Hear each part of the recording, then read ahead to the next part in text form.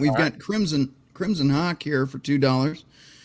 Hey, Popp, had a friend who was a sergeant in the U.S. Marine Corps. Had the same problem every 4th of July. One day he asked me what I love so much about the 4th, and I went into a 3-hour monologue and ended with, every explosion is a reminder of the bodies needed to keep up our flag at Fort Board. Then I asked him why he hated it. His face dropped, and he told me his story. I melted in my seat after 4 hours. Could you help us civs understand why the 4th is so rough for vets? Okay. All right. So my problem is this.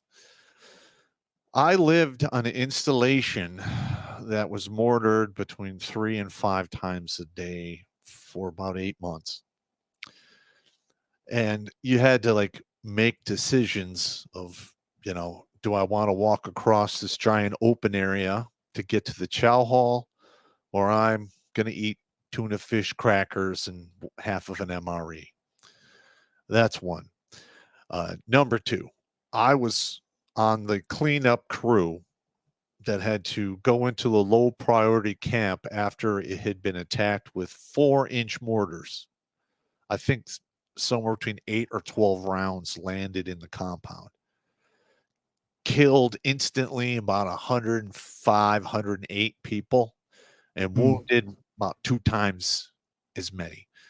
All right. So the first wave came in and they bandaged up all the wounded people and triaged them. And then they all went, via, trucks or helicopters to other, hospitals within the country.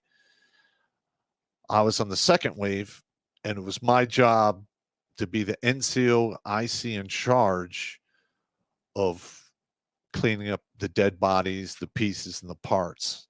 Okay, and to this day, I have a hard time, dealing with the smell of a butcher shop because it reminds me of that.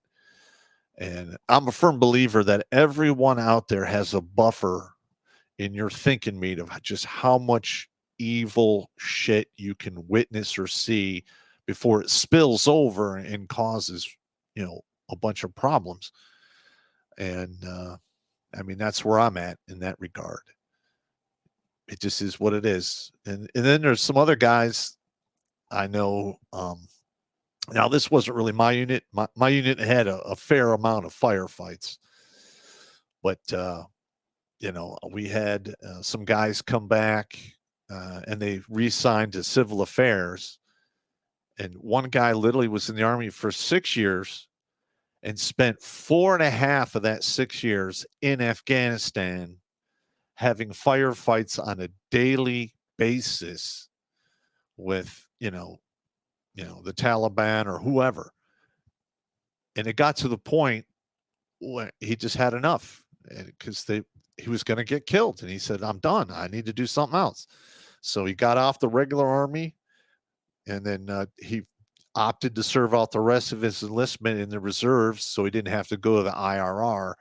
Because back then, if you won the IRR, it was just a short step and you're back in the sandbox because they'd never had enough people.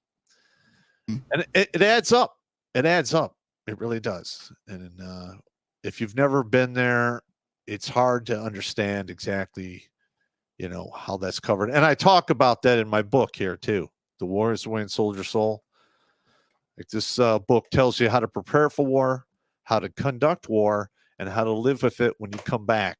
And it's a warrior philosophy, and it applies on every aspect of your life if you want it to. So it's on paperback. You can get it on Amazon. Links are, I believe, in the description or on my website. Watch Grunt Speak live every Tuesday and Thursday at 8 p.m. Eastern. And if you want to join Popp for Supporter Sundays, go to redonkulous.com/donate and make a monthly pledge. A link is in the meat caser box.